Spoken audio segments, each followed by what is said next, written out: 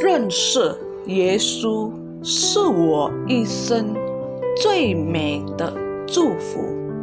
我要在救主耶稣基督的恩典和知识上长进。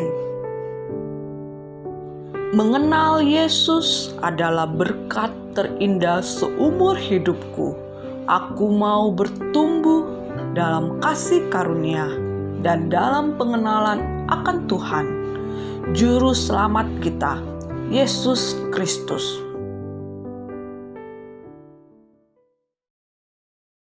Shalom saudara-saudari yang terkasih di dalam nama Tuhan Yesus Kristus. Saat ini kita bersyukur kita boleh kembali hadir untuk beribadah meskipun masih secara online. Saat ini kita mau sungguh-sungguh menyiapkan hati kita untuk masuk ke hadirat-Nya. Kita mau angkat pujian yang berkata, oleh kuasa darah-Mu.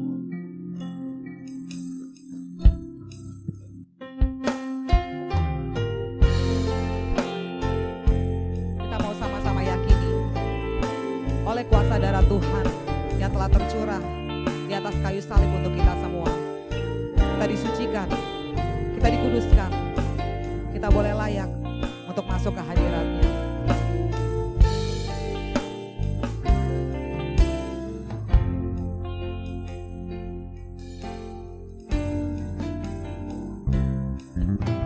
Saat ku masuk ke hadirat-Mu, bawa persembahan ke tempat kudus-Mu. Pujian ku naikkan, sembah ku berikan bagi-Mu Allah yang mulia. Kau yang layakkan ku menghampiri-Mu, melihat tahta kemuliaan-Mu Tuhan. Pujian ku naikkan, sembah ku berikan bagi-Mu Allah yang mulia. Oleh kuasa darah-Mu, Kau telah tebus dosaku. Kekudusan-Mu melingkupiku, kasih-Mu mengalir memulihkan hidupku.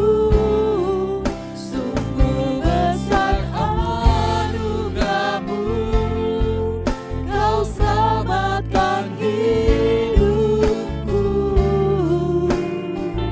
Ku menjadi ciptaan yang baru oleh kuasa darah-Mu. Kita angkat pujian ini sekali lagi. Kita mau katakan lebih sungguh-sungguh, kita mau datang ke hadirat Tuhan. Saat ku masuk ke hadirat-Mu, bawa persembahan ke tempat kudus-Mu. Pujian ku naikkan, sembah ku berikan bagi-Mu Allah yang mulia. Kau layakkan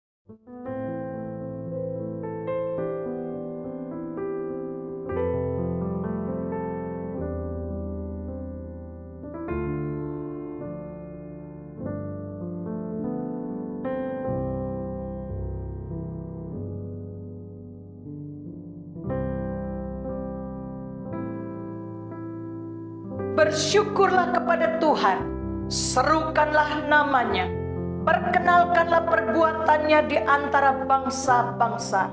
Bernyanyilah baginya, bermazmurlah baginya, percakapkanlah segala perbuatannya yang ajaib. Bermegahlah di dalam namanya yang kudus. Biarlah bersuka hati orang-orang yang mencari Tuhan. Carilah Tuhan dan kekuatannya, carilah wajahnya selalu. Kebaktian pada hari ini kami alaskan demi nama Allah Bapa, Allah Anak, dan Allah Roh Kudus. Kiranya Allah Tritunggal memberkati saudara sekalian dalam kebaktian ini. Amin. Kita berdoa. Bapa kami yang bertahta di dalam kerajaan surga, kami sungguh bersyukur ya Tuhan, karena perbuatan-Mu begitu nyata di dalam kehidupan kami. Kau tidak pernah meninggalkan kami, Kau selalu menjagai kami, Engkau selalu mensuplai segala kebutuhan kami. Itu sebabnya kami datang di hadapan-Mu untuk menaikkan syukur kami kepada Tuhan. Bapa, kami mempertaruhkan ibadah ini ke dalam tangan-Mu, khususnya bagi anak-anak-Mu yang melayani Tuhan dan hamba-Mu yang akan menyampaikan firman Tuhan. Kiranya Engkau secara khusus mengurapi setiap anak-anak-Mu, hamba-hamba-Mu, agar supaya apa yang kami lakukan semua demi kemuliaan nama-Mu, dan setiap jemaat yang hadir dan mengikuti ibadah ini memperoleh berkat tersendiri, dan iman kami semakin diteguhkan dan dikuatkan. Terima kasih Bapa di dalam surga. Apabila di antara kami ada yang berdosa, oh Tuhan, kiranya Engkau sendiri menyucikan kami, Engkau melayakkan kami Tuhan, agar kami mau bangkit dari tempat yang terendah ini, agar kami boleh terus mengandalkan Engkau dan percaya kepadamu. Terima kasih Bapa di dalam surga. Kami sekali lagi menyerahkan ibadah ini dari awal, pertengahan sampai akhirnya ke dalam tangan-Mu saja. Demi nama Tuhan Yesus, kami mengucap syukur dan berdoa. Amin.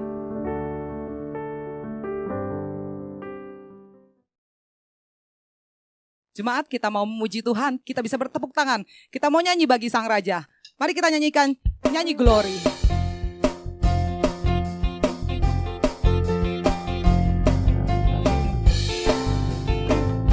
Kita mau rayakan, kita mau nyanyi bagi Dia. Nyanyi glory, glory, glory bagi Sang Raja. Oh nyanyi glory, glory, glory bagi Sang Raja. Nyanyi glory, glory, glory bagi Sang Raja. Mari rayakan dan nyanyi. Kita mau serukan. Mari serukan, hey serukan, hey bahwa Yesuslah Raja. Oh mari serukan, hey serukan, hey bahwa Yesuslah Raja. Mari serukan, hey serukan, hey bahwa Yesuslah Raja. Mari rayakan dan nyanyi. Kita akan merasa bahagia bila kita menyembah. Kita akan merasa bahagia bila kita menyembah Dia. Kita akan merasa sukacita bila kita semua nyanyi glory, glory, glory bagi Sang Raja. Oh nyanyi glory, glory, glory bagi Sang Raja. Nyanyi glory, glory, glory bagi Sang Raja. Mari rayakan. Kita mau serukan Tuhan kita. Mari serukan, hey serukan, hey bahwa Yesuslah Raja. Oh mari serukan, hey serukan, hey bahwa Yesuslah Raja. Mari serukan, hey serukan, hey bahwa Yesuslah Raja. Mari rayakan dan nyanyi. Kita akan merasa bahagia. Kita akan merasa bahagia bila kita menyembah Dia. Kita akan merasa sukacita bila kita semua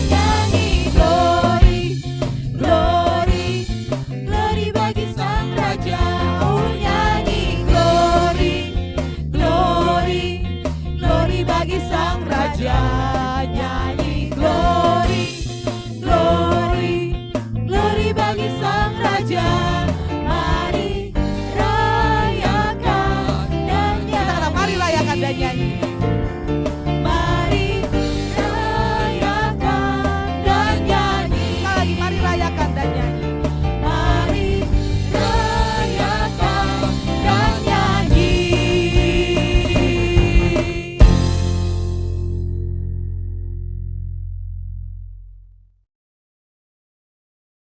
Kita sambung pujian yang berkata, terima sukacita surga.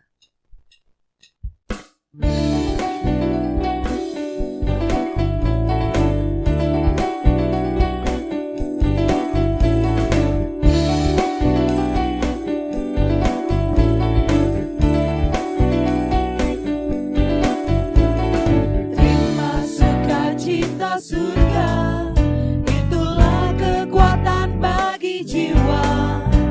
Ku dapat rasakan kasih-Nya di tengah badai yang bergelora. Terima sukacita surga, itulah kekuatan bagi jiwa. Ku dapat saksikan kuasa-Nya, taklukkan badai yang bergelora. Haleluya, Kau ada dalam hatiku, takkan patah semangatku, takkan hilang kekuatanku. Haleluya, ku mau bersorak bagimu, sukacita surga nyata penuhiku. Kita akan pujian ini sekali lagi. Kita mau terima sukacita yang datang dari surga. Terima sukacita surga, itulah kekuatan bagi jiwa. Ku dapat rasakan kasih-Nya di tengah badai yang bergelora. Terima sukacita surga, itulah kekuatan bagi jiwa. Ku dapat saksikan kuasa-Nya, taklukkan badai yang bergelora.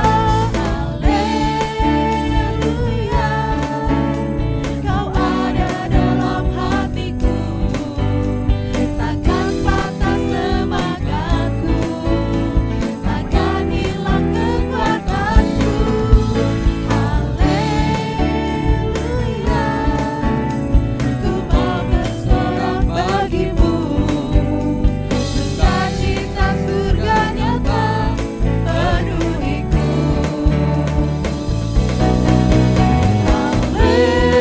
Haleluya, Kau ada dalam hatiku, takkan patah semangatku, takkan hilang kekuatanku.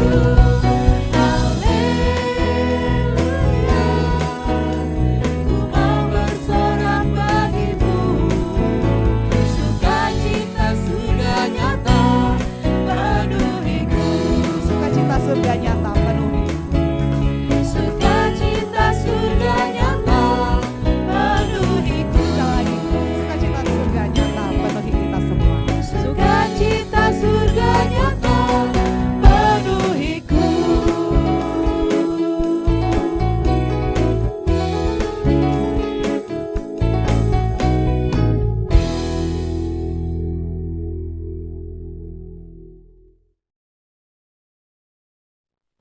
Saat ini kita mau menyiapkan hati kita untuk mendengarkan firman Tuhan yang akan dibawakan oleh Bapak Pendeta Samuel. Kita mau sama-sama mengangkat pujian yang berkata, percaya bukan karena melihat.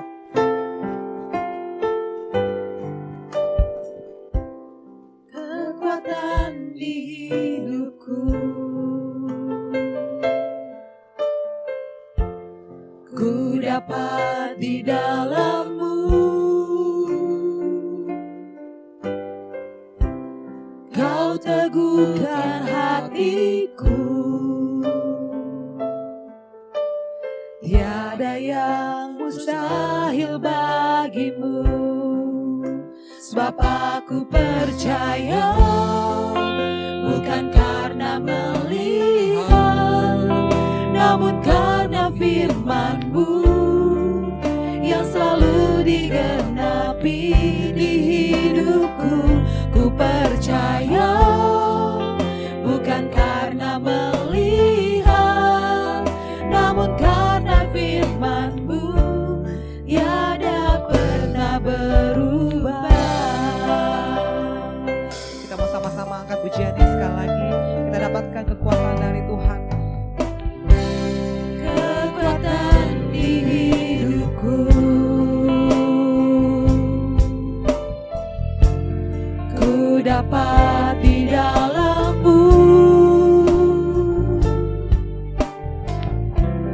Kau teguhkan hatiku, tiada yang mustahil bagimu. Sebab aku percaya bukan karena melihat, namun karena firman-Mu yang selalu digenapi di hidupku. Ku percaya bukan karena melihat, namun karena firman-Mu tiada pernah berubah. Sebab aku percaya, Sebab aku percaya bukan karena melihat, namun karena firman-Mu yang selalu digenapi di hidupku.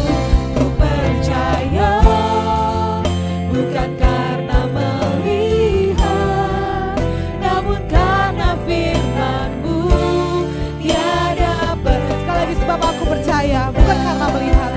Sebab aku percaya bukan karena melihat, namun karena firman-Mu yang selalu digenapi di hidupku. Ku percaya bukan karena melihat, namun karena firman-Mu tiada pernah berubah.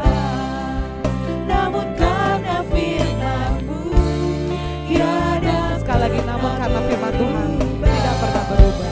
Namun karena firman-Mu tiada pernah berubah.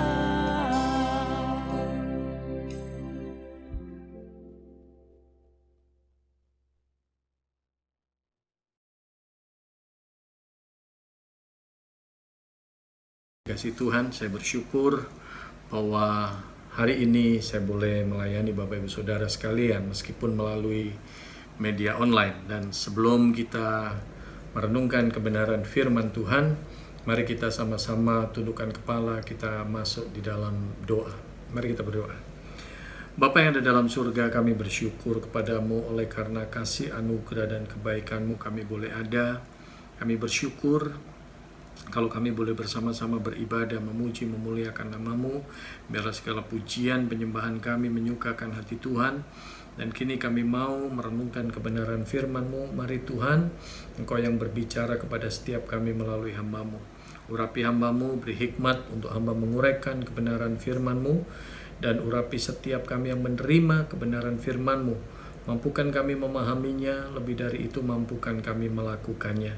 Terima kasih Tuhan, berbicaralah kepada kami karena kami siap untuk menerimanya. Dalam nama Tuhan Yesus kami berdoa dan mengucap syukur. Amin. Bapak Ibu Saudara, mari kita sama-sama membuka satu bagian firman Tuhan yang terambil dari kitab Efesus pasal yang kedua. Efesus pasal yang kedua, ayat 1 sampai dengan ayat yang ke-10. Bapak Ibu Saudara, hari ini saya ingin bicara mengenai salib Kristus, bagaimana kemenangan Kristus di kayu salib boleh membawa kehidupan kita untuk semakin memuliakan Allah, untuk semakin memuliakan Kristus. Nah, Bapak Ibu Saudara, mari kita baca Efesus pasal 2 ayat 1 sampai dengan ayat yang ke-10. Demikian bunyi firman Tuhan, "Kamu dahulu sudah mati karena pelanggaran-pelanggaran dan dosa-dosamu. Kamu hidup di dalamnya karena kamu mengikuti jalan dunia ini. Karena kamu mentaati penguasa kerajaan angkasa, yaitu roh yang sekarang sedang bekerja di antara orang-orang durhaka. Sebenarnya dahulu kami semua juga terhitung di antara mereka ketika kami hidup di dalam hawa nafsu daging dan menuruti kehendak daging dan pikiran kami yang jahat. Pada dasarnya kami adalah orang-orang yang harus dimurkai, sama seperti mereka yang lain. Tetapi Allah yang kaya dengan rahmat oleh karena kasih-Nya yang besar yang dilimpahkannya kepada kita, telah menghidupkan kita bersama-sama dengan Kristus, sekalipun kita telah mati oleh kesalahan-kesalahan kita. Oleh karena kasih karunia kamu diselamatkan. Dan di dalam Kristus Yesus, Ia telah membangkitkan kita juga dan memberikan tempat bersama-sama dengan Dia di sorga. Supaya pada masa yang akan datang, Ia menunjukkan kepada kita kekayaan kasih karunia-Nya yang melimpah-limpah sesuai dengan kebaikan-Nya terhadap kita dan dalam Kristus Yesus. Sebab karena kasih karunia kamu diselamatkan oleh iman. Itu bukan hasil usahamu, tetapi pemberian Allah. Itu bukan hasil pekerjaanmu. Jangan ada orang yang memegahkan diri. Karena kita ini buatan Allah, diciptakan dalam Kristus Yesus untuk melakukan pekerjaan baik yang dipersiapkan Allah sebelumnya. Ia mau supaya kita hidup di dalamnya. Amin. Nah, Bapak Ibu Saudara yang saya kasih dalam Tuhan, hari ini saya diberikan tema yang sangat menarik Bapak Ibu Saudara, yaitu mengenai kemenangan untuk memuliakan Kristus. Bapak Ibu Saudara yang saya kasih dalam Tuhan, peristiwa salib Kristus adalah sebuah perdebatan yang tidak pernah berhenti dibicarakan. Kenapa saya katakan demikian? Karena di satu sisi ada orang-orang yang berpendapat bahwa kematian Kristus di kayu salib merupakan kekalahan. Karena Kristus tidak berdaya, Kristus sudah mati Bapak Ibu Saudara. Tetapi di sisi yang lain, bagi setiap kita yang percaya kepada Kristus, pemberitaan tentang salib Kristus, kematian Yesus di kayu salib merupakan kemenangan. Karena Kristus sendiri mengatakan ketika Dia ada di kayu salib, Dia mengatakan sudah selesai. Sudah selesai. Yesus mati di kayu salib bukanlah sebuah kekalahan. Tetapi Yesus mati di kayu salib, Dia telah menyelesaikan apa yang ditugaskan kepadanya. Dan bahkan lebih dari itu Bapak Ibu Saudara, peristiwa salib bukan hanya kematian Yesus di Bukit Golgota, tetapi 3 hari kemudian kita bisa melihat sebuah fakta yang sangat luar biasa. Yesus juga bangkit dari kematian. Kebangkitan Yesus merupakan kemenangan Bapak Ibu Saudara. Nah, mari kita belajar pada saat ini. Peristiwa salib Kristus merupakan kemenangan bukan hanya Kristus, bukan hanya bagi Yesus sendiri, tetapi juga bagi setiap orang yang percaya kepadanya. Karena firman Tuhan katakan jelas sekali, kebangkitan Yesus adalah merupakan yang sulung. Yang pertama, setiap orang yang percaya kepada Kristus, setiap mereka juga akan dibangkitkan. Ini adalah sebuah pengharapan, ini adalah sebuah kekuatan. Nah, Bapak Ibu Saudara, bagaimana hari ini kita belajar mengenai kemenangan melalui salib Kristus, dan apa tujuan Allah menyelamatkan kita melalui pengorbanan Yesus di kayu salib. Ada 4 hal yang ingin saya bagikan Bapak Ibu Saudara. Saya tidak akan khotbah terlalu panjang lebar, tapi paling tidak ada 4 hal mengapa peristiwa salib merupakan sebuah kemenangan. Yang pertama, di dalam bagian ini dikatakan di dalam Efesus pasal 2 ayat 8 dan 9 dikatakan jelas sekali Bapak Ibu Saudara, sebab karena kasih karunia kamu diselamatkan oleh iman. Kata kasih karunia ini perlu kita garis bawahi Bapak Ibu Saudara. Itu bukan hasil usahamu, tetapi pemberian Allah. Itu bukan hasil pekerjaanmu, jangan ada orang yang memegahkan diri. Ini hal yang pertama yang perlu kita pahami Bapak Ibu Saudara. Mengapa salib Kristus merupakan sebuah kemenangan? Karena apa? Melalui pengorbanan Yesus di kayu salib, melalui kematian Yesus di kayu salib, di sanalah kita boleh melihat kasih karunia Allah. Kita boleh menyaksikan bukti kasih karunia Allah. Anda dan saya, kita diselamatkan bukan karena kehidupan kita lebih baik dari orang lain. Anda dan saya diampuni bukan karena kehidupan kita, kelakuan kita lebih baik dari orang lain, tetapi murni Anda dan saya, kita diampuni, kita diselamatkan murni karena kasih karunia-Nya Tuhan. Murni karena kasih karunia Allah. Nah, kata kasih karunia ini menarik untuk sama-sama kita renungkan. Kata kasih karunia ini di dalam bahasa Yunani-nya pakai kata karis. Apa artinya karis, Bapak Ibu Saudara? Kata karis yang diartikan kasih karunia atau anugerah itu adalah sebuah pemberian, sebuah hadiah yang diberikan kepada orang yang tidak layak menerimanya. Ini yang menarik sekali. Rasul Paulus katakan jelas sekali di dalam ayat 8 dan 9. Sebab karena kasih karunia kamu diselamatkan oleh iman. Itu bukan hasil usahamu, tetapi pemberian Allah. Nah, ini maknanya di sini Bapak Ibu Saudara. Anda dan saya, kita diampuni, kita diselamatkan murni karena kasih karunia-Nya Allah. Itu adalah sebuah hadiah, sebuah pemberian dari Allah yang sesungguhnya Anda dan saya, kita tidak ada satu orang pun yang layak untuk menerimanya. Kita sudah hidup di dalam dosa. Tetapi Anda dan saya, kita diampuni, kita diselamatkan murni karena kasih karunia-Nya Tuhan. Nah, Bapak Ibu Saudara, saya pernah baca satu artikel dan itu sangat memberkati saya, sangat menguatkan saya. Itu sudah lama saya baca artikel ini, dan beberapa kali ketika saya khotbah, saya sering kali sharingkan tentang artikel ini. Dan ini memberikan arti yang cukup dalam tentang arti kasih karunia. Ada seorang ibu di mana dia punya seorang anak laki-laki, dan anak ini akhirnya dirampok oleh seorang anak pemuda berandalan. Dan Bapak Ibu Saudara, karena ketika dia mau dirampok, mau diambil barangnya, anak ini coba melawan dan akhirnya dibunuh. Anak pemuda berandalan ini ditangkap, disidang di pengadilan, dihukum sekian tahun, dan kemudian ketika dia ada di dalam penjara, ibu yang anaknya sudah meninggal ini, dia datang ke penjara. Dia bertemu, dia kunjungin anak muda berandalan yang telah membunuh anaknya. Pertemuan pertama tidak begitu banyak pembicaraan. Ibu ini nggak cuma datang, tapi dia juga bawakan makanan, minuman buat anak muda ini. Dan kemudian Bapak Ibu Saudara, anak muda yang berandalan yang dihukum ini, dia cuma bisa menangis, kemudian dia minta maaf kepada ibu ini, dan dia katakan bahwa saya sebenarnya nggak bertujuan untuk membunuh anakmu, tapi saya cuma mengambil barangnya. Tapi berhubung dia melawan, akhirnya refleks sampai dia terbunuh. Oke, pembicaraan cuma sampai di situ. Besoknya ibu ini datang lagi, ketemu dengan anak muda berandalan, dibawain makanan lagi, Bapak Ibu Saudara. Dan rupanya mulai ada sebuah komunikasi. Dan anak muda ini akhirnya tanya kepada ibu ini, kenapa sih kamu kan sudah kehilangan anakmu sudah aku bunuh. Tapi kenapa kok kamu mau datang ke penjara ini, kamu mau tengokin aku, kamu mau bawain makanan, minuman buat aku.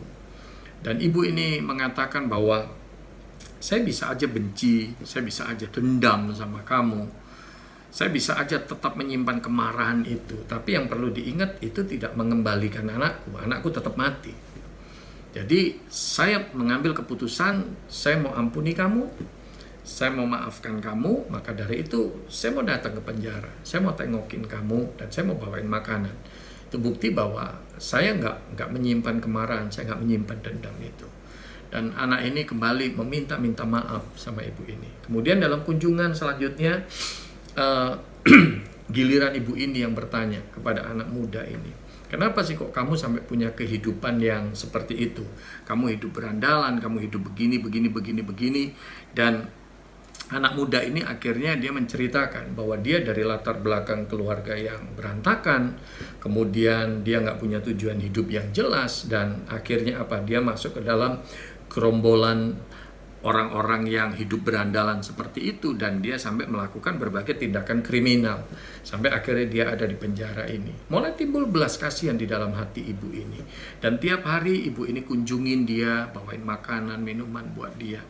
Nah, hal yang sangat luar biasa Bapak Ibu Saudara, ketika anak muda berandalan ini keluar dari penjara, ibu ini datang menjemputnya dan ibu ini mengatakan, kamu sekarang keluar dari penjara, kamu sudah bebas, dan mulai sekarang kamu boleh pulang ke rumahku, kamu boleh tinggal di rumahku, mulai sekarang kamu adalah anakku, kamu pengganti anakku yang sudah mati.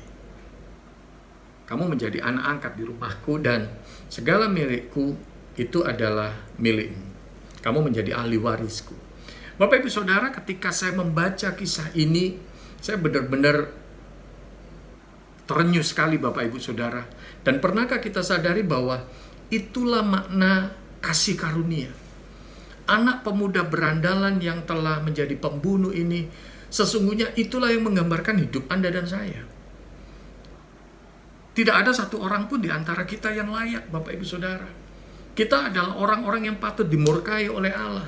Tetapi oleh karena belas kasihan Tuhan, oleh karena anugerahnya Tuhan, Tuhan memberikan pengampunan kepada kita. Tuhan memberikan keselamatan kepada kita. Jadi ini yang pertama. Kemenangan Kristus di kayu salib adalah untuk menyatakan kasih karunia-Nya Tuhan.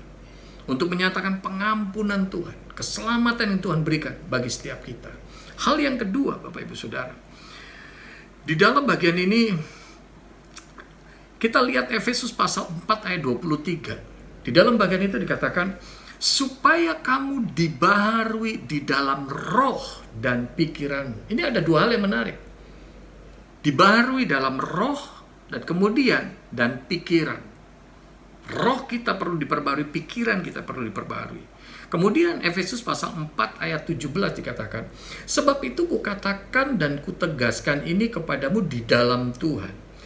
Jangan hidup lagi sama seperti orang yang tidak mengenal Allah. Nah, ini yang perlu digarisbawahi. Saya kasih tanda merah di situ, Bapak Ibu Saudara, di kata-katanya itu. Jangan hidup lagi sama seperti orang yang tidak mengenal Allah dengan pikiran yang sia-sia. Itu Efesus pasal 4 ayat 17. Dan kemudian Efesus pasal 4 ayat 20 dikatakan, tetapi kamu bukan demikian. Rasul Paulus ingin memberikan sebuah penekanan, Rasul Paulus ingin memberikan sebuah pernyataan yang tegas bahwa hidup kekristenan tidak boleh sama lagi seperti itu. Tetapi kamu bukan demikian. Kamu telah belajar mengenal Kristus. Itu Efesus 4 ayat 20. Artinya apa, Bapak Ibu Saudara? Ini yang kedua. Kemenangan Kristus melalui kayu salib. Salib Kristus itu telah membawa sebuah perubahan dalam kehidupan kita.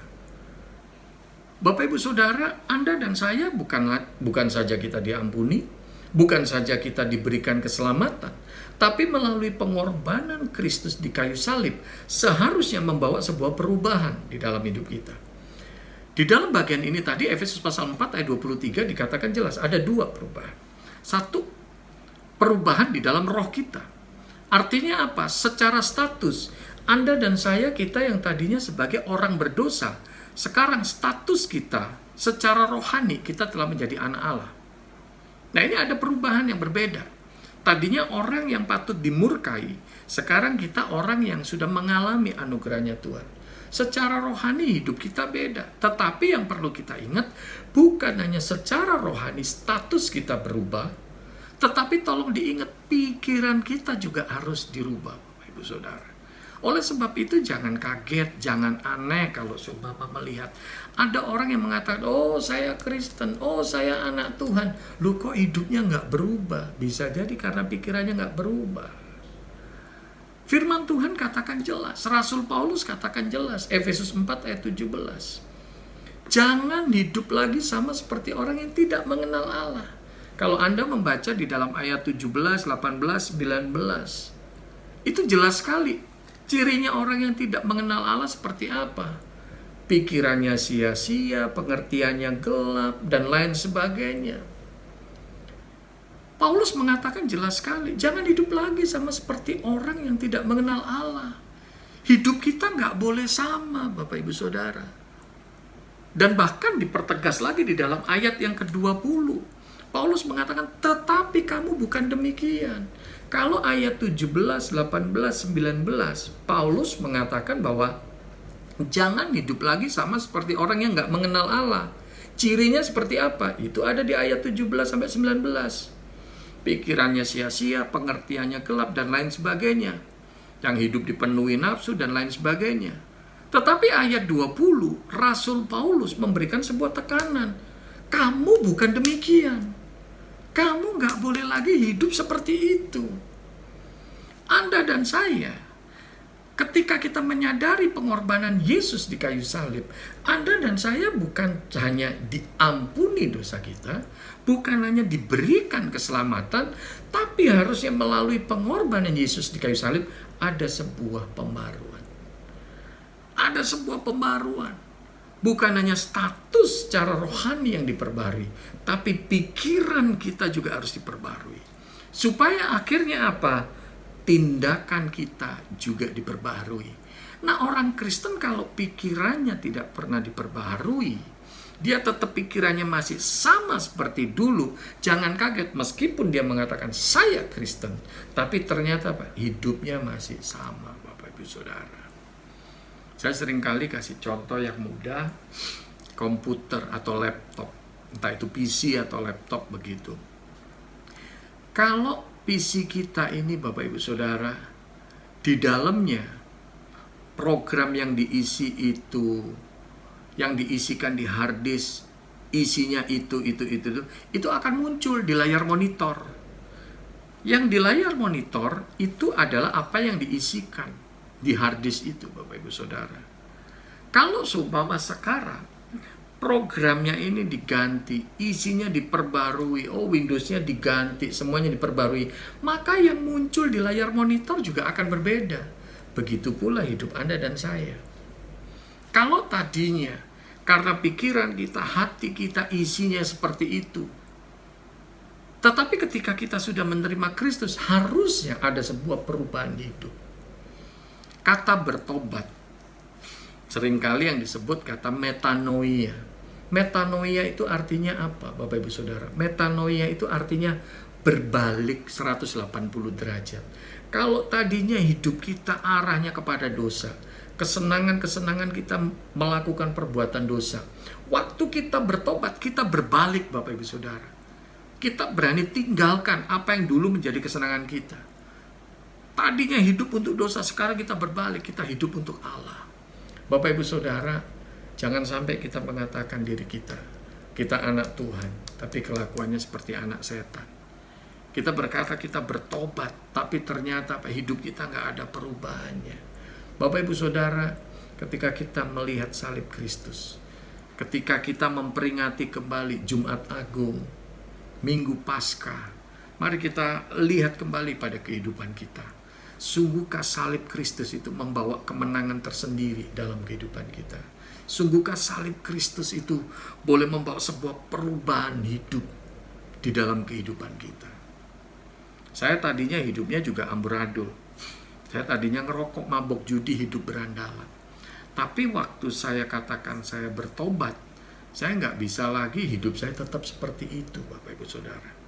Mesti ada sebuah pembaruan, mesti ada sebuah perubahan. Nah, mari kita bertanya pada diri kita. Adakah selama ini hidup kita ada sebuah pembaruan?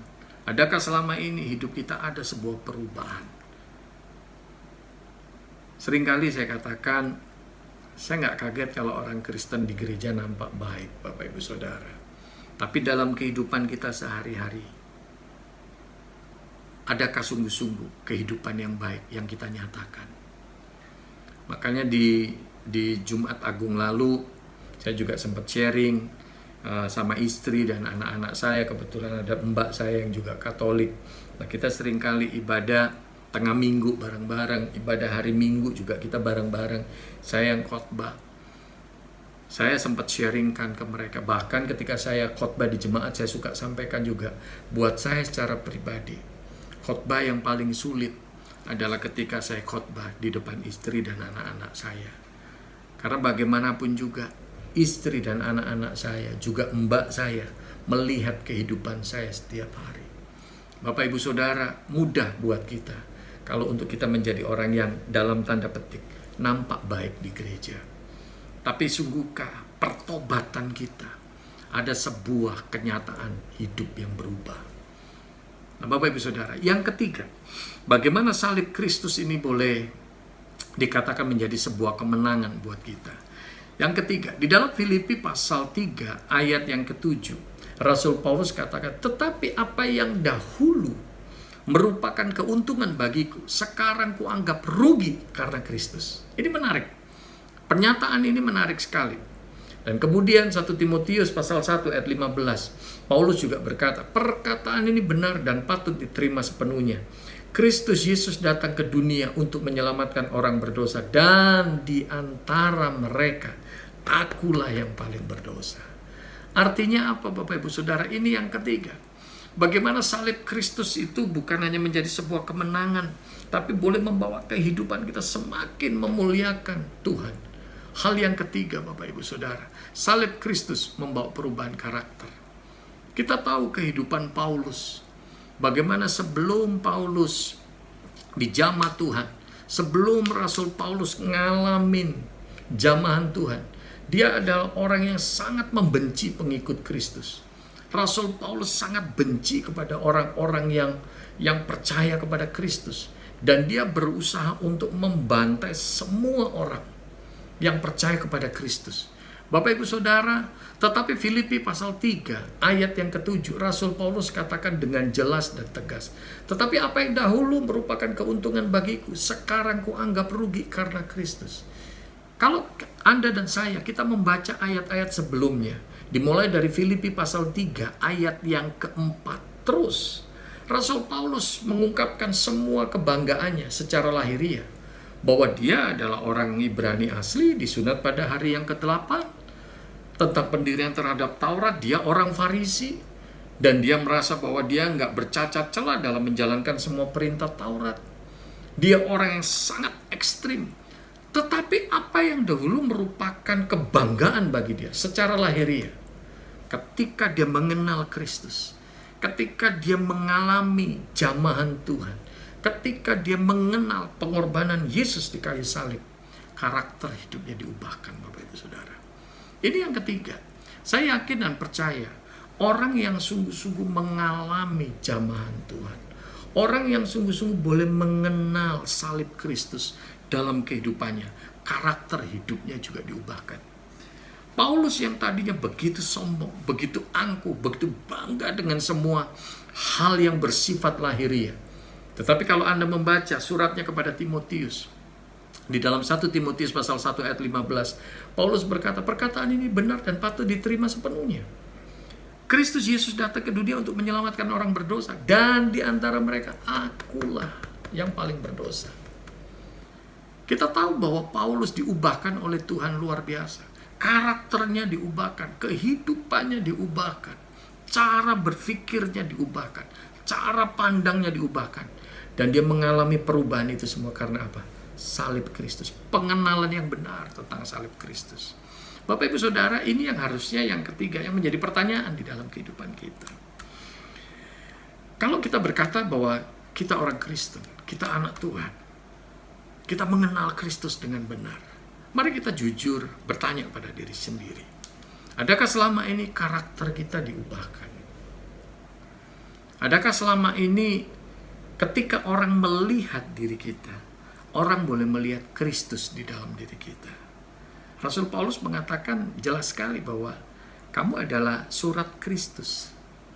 Orang kalau baca surat, Bapak Ibu Saudara, penulisnya itu gak ada di situ. Tetapi ketika orang membaca surat, ya kalau kayak sekarang sih ada WA dan lain sebagainya, ada email. Ketika orang membaca WA, membaca surat dan lain sebagainya, apa yang tertulis itu merupakan gambaran penulisnya.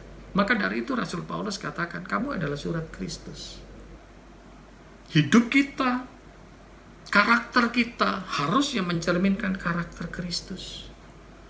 Ketika orang melihat hidup kita, harusnya orang melihat Kristus ada di dalam kita. Nah, ini yang perlu kita tanya pada diri kita. Adakah sungguh-sungguh karakter Kristus ada di dalam kehidupan kita? Ataukah kita masih hidup di dalam karakter kita yang lama? Kita menjadi orang-orang yang masih senang menyimpan marah, dendam, menyimpan kebencian.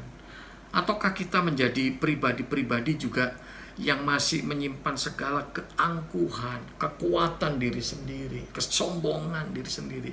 Nah, Bapak Ibu Saudara, mari kita belajar. Harusnya salib Kristus mampu membawa perubahan di dalam karakter hidup kita. Hal yang keempat, yang terakhir Bapak Ibu Saudara. Di dalam bagian ini, Efesus pasal 2 ayat yang ke-10, saya catat di sana, karena kita ini buatan Allah, diciptakan dalam Kristus Yesus, ya, diciptakan dalam Kristus Yesus. Tujuannya apa? Untuk melakukan pekerjaan baik yang dipersiapkan Allah sebelumnya. Ia mau atau Allah mau supaya kita hidup di dalamnya. Statement ini jelas sekali Bapak Ibu Saudara. Karena kita ini buatan Allah, diciptakan atau dilahirbarukan di dalam Kristus Yesus. Tujuannya apa? Goalnya apa? Untuk melakukan pekerjaan baik yang dipersiapkan Allah sebelumnya. Ia mau supaya kita hidup di dalamnya. Artinya supaya kita hidup di dalam pekerjaan baik itu. Dan di dalam ayat yang lain lagi, Filipi pasal 3 ayat yang ke-10, yang ku kehendaki ialah mengenal Dia dan kuasa kebangkitannya dan persekutuan dalam penderitaannya, di mana aku menjadi serupa dengan Dia dalam kematiannya. Dan satu lagi di dalam Filipi pasal 3 ayat yang ke-14, dan berlari-lari kepada tujuan untuk memperoleh hadiah, yaitu panggilan surgawi dari Allah dalam Kristus Yesus. Ini yang keempat Bapak Ibu Saudara. Bagaimana kita bisa melihat salib Kristus menjadi sebuah kemenangan bagi kehidupan setiap kita. Karena salib Kristus membawa kita hidup sesuai dengan rencana Allah. Tuhan mati di kayu salib. Yesus mati di kayu salib bukan hanya sekedar menyatakan kasih-Nya untuk mengampuni kita, menyelamatkan kita. Tetapi lebih dari itu, Yesus mati di kayu salib. Tuhan punya tujuan supaya kita boleh hidup di dalam pekerjaan baik yang sudah dipersiapkan Allah. Nah, Bapak Ibu Saudara, pengenalan akan Allah, pengenalan yang benar akan salib Kristus, bukan hanya mengubahkan sikap perilaku kita, bukan hanya mengubahkan karakter kita, tetapi membuat kita menjadi pribadi-pribadi yang tahu tujuan hidup kita. Saya mau hidup memuliakan Allah. Paulus katakan jelas sekali dalam Filipi pasal 3 ayat yang ke-14. Dan berlari-lari kepada tujuan. Itu goal yang dia ingin raih, Bapak Ibu Saudara. Berlari-lari kepada tujuan, yaitu panggilan surgawi dari Allah dalam Kristus Yesus. Itu menjadi kerinduan dia. Bahkan di ayat 10 dia juga katakan, yang ku kehendaki ialah mengenal Dia dan kuasa kebangkitannya. Paulus punya antusias untuk hidup bagi kemuliaan Tuhan. Paulus punya antusias untuk melayani Tuhan. Paulus juga punya antusias untuk lebih mengenal Tuhan. Dan itu menjadi fokus dalam kehidupannya. Bapak Ibu Saudara, ini yang keempat. Mari kita kembali bertanya.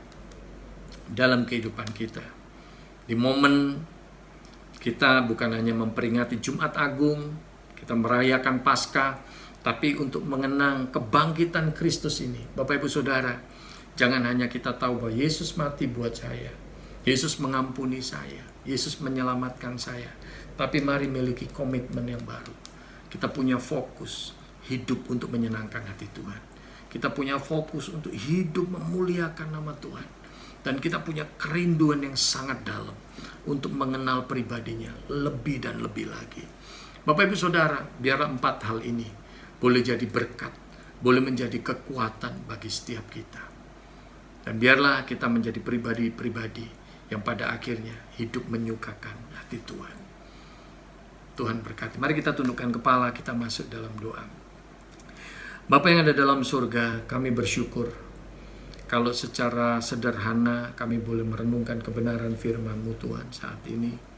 Dan biarlah 4 hal yang hamba-Mu sampaikan ini boleh sungguh menjadi rema, menjadi berkat, menjadi kekuatan bagi setiap kami umat-Mu.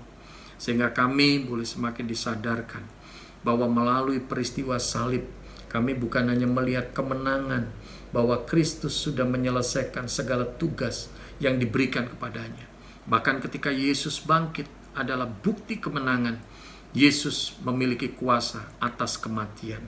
Dan Tuhan, biarlah melalui peristiwa salib ini kami diingatkan bahwa Tuhan bukan hanya menyatakan kasih karunia-Mu bagi kami, bukan hanya menyatakan pengampunan-Mu, keselamatan-Mu bagi kami, tapi biarlah melalui salib Kristus ini kami disadarkan bahwa kami harus memiliki kehidupan yang berubah. Sikap perilaku kami, tutur kata kami, biarlah Tuhan kami boleh menjadi pribadi-pribadi yang sungguh diubahkan oleh Tuhan. Dan lebih dari itu, biarlah karakter hidup kami juga diubahkan Tuhan. Kami menjadi pribadi-pribadi yang semakin mencerminkan Kristus di dalam kehidupan karakter kami. Dan kami rindu Tuhan untuk kami menjadi pribadi-pribadi yang hidup memuliakan nama Tuhan. Baik melalui rumah tangga kami, melalui pekerjaan kami, melalui pelayanan kami, dimanapun kami berada, biarlah hidup kami boleh menjadi kehidupan yang memuliakan nama Tuhan. Terima kasih Bapak, berkati setiap umat-Mu di dalam kehidupan mereka, rumah tangga mereka, pekerjaan, pelayanan mereka, Engkau memberkatinya. Di dalam nama Tuhan Yesus, kami berdoa dan mengucap syukur. Amin. Terima kasih Bapak Ibu Saudara, Tuhan memberkati kita semua. Amin. Mari jemaat, kita akan naikkan doa syafaat kita dan kita akan lanjutkan dengan doa Bapa kami. Mari jemaat kita berdoa. Kami ucap syukur dan terima kasih Tuhan atas penyertaan-Mu Tuhan dalam kehidupan kami. Tuhan, Engkau setia, selalu menyertai kami. Bagaimanapun keadaan kami, Engkau tetap ada dan Engkau tetap menyertai. Kami bersyukur dan terima kasih Tuhan atas jemaat ini Tuhan, Gereja Gerakan Pentakosta, Jemaat HK. Tuhan, di masa pandemi ini kami telah melihat kebaikan-kebaikan-Mu Tuhan, penyertaan-Mu terhadap jemaat kami. Kami sangat bersyukur Tuhan. Penyertaan-Mu ya dan amin Tuhan. Kami serahkan semua ke dalam tangan Tuhan, jemaat-Mu Tuhan. Mulai dari yang lanjut usia Tuhan.